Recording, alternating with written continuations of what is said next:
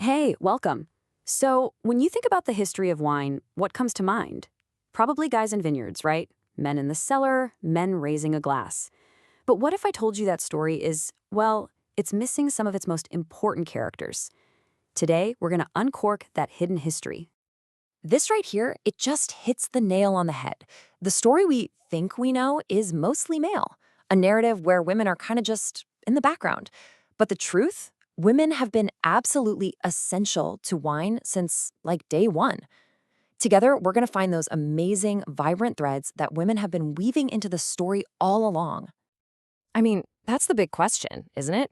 And they weren't just on the sidelines. No way. They were goddesses, they were innovators, they were empire builders. You'll find them in convents, in boardrooms, and right there in the vineyards. Answering this one question is going to take us on a pretty amazing journey through time. Okay, so here's our roadmap. We're going to start way back in antiquity. Then we'll meet the incredible widows who basically built the champagne industry. From there, we'll jump to the 20th century pioneers who smashed barriers, which leads us right to the women shaping the industry today, and of course, what the future holds. All right, first up, we are going all the way back. I mean, way before wine was this huge commercial thing. Women were right there at its spiritual and practical heart, playing these roles that were both, divine and super hands-on, really shaping the soul of this drink we love. Just look at the sheer range of roles women had. You had goddesses like Hathor overseeing the whole harvest. You had the mythical Menads who were all about wine's wild, celebratory side. And in the real world, you had powerful queens using wine as a major status symbol. Then fast forward to medieval times, and it was nuns in convents who were painstakingly tending to vineyards and perfecting winemaking. And maybe the most important part, in countless homes, the actual practical knowledge of how to make wine was passed down from mother to daughter, generation after generation. So this long history of sort of quiet, behind-the-scenes influence leads us to this massive turning point in the 19th century. This is where the story goes from hidden influence to, well, an outright revolution. And it was led by this group of unbelievably tough women, the Veuves, or the widows of Champagne. The most famous of these widows is, of course, Madame Clicquot. Now, I want you to just picture this. You're 27 years old, it's the early 1800s, and you're suddenly in charge of a struggling wine business in a world run completely by men. I mean, most people would have just sold it off, right? But Barbie Nicole Clicquot, she had other plans. She didn't see a burden, she saw a massive opportunity. And you can see her genius laid out right here. She didn't just keep the business afloat, she was innovating constantly. In 1810, she comes up with the whole concept of a vintage champagne, a special wine from one single amazing year. She creates a new style of rosé, but her real masterpiece came in 1816 with an invention that would literally define modern champagne. So before Madame Clicquot, champagne was often, well, kind of cloudy and gritty from the yeast. Her invention, the riddling rack, totally solved this. By putting the bottles in this rack and turning them just so, she could get all that nasty sediment to collect in the neck of the bottle. Then you just pop it out, and the wine is perfectly, brilliantly clear. It was a total game changer for quality and consistency. And get this, she wasn't alone. Another powerhouse widow, Madame Pommery, was right there with her. And here's the brilliant part. If Clicquot perfected the product with her technical genius, Pommery perfected its market. See, back then, champagne was super sweet. She figured out that people, especially in England, wanted something drier.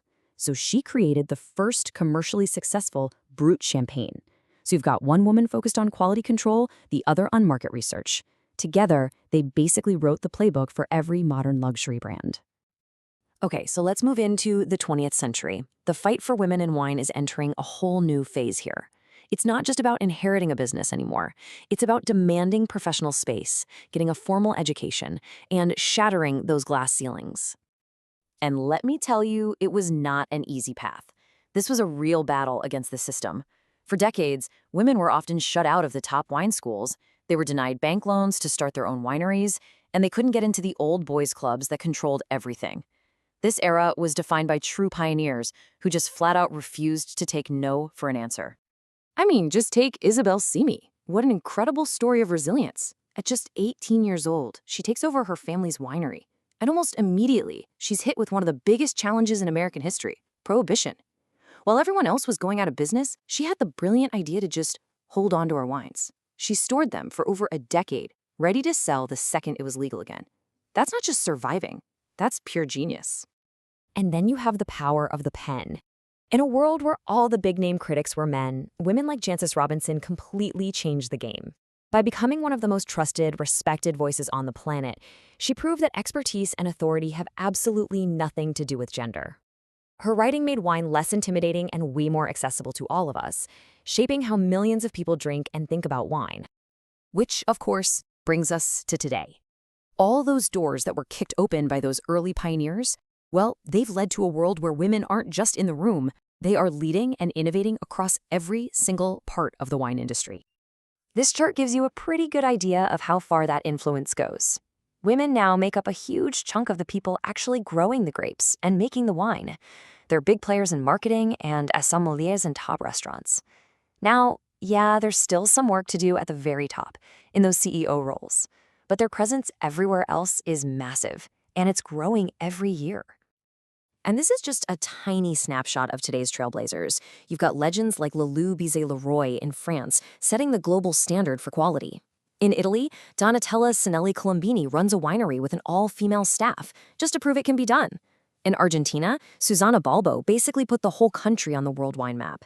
And right here in the US, pioneers like Tara Gomez are the first Native American women to own and run a winery for their tribe. This is a truly global movement. So, what's next? Well, the journey is definitely not over. The conversation is now all about building a truly equitable future, one that's not just more inclusive for people, but also more sustainable for the planet. And the path forward is actually pretty clear. It's about making sure everyone has a fair shot, getting serious about combating discrimination, and just celebrating amazing talent when you see it. And you know what's really cool? Women are often leading the charge in the sustainability movement, pushing for organic and biodynamic farming. So building a better future for women in wine really does mean building a better future for wine, period. You know, this is the question we should all be thinking about. To me, it looks like an industry where your talent, your passion, and your hard work are the only things that count. It's a world where having more diverse voices at the table leads to more creative, more interesting, and just plain better wines for all of us to enjoy. So, at the end of the day, the history of wine isn't just one story. It's this incredible, complex blend of countless different stories. The next time you pour a glass, just take a second and think about that full tapestry. Think about the goddesses, the nuns, the widows, the scientists, and the innovators. Because the story of women in wine isn't a separate story. It is, and it always has been, the story of wine itself.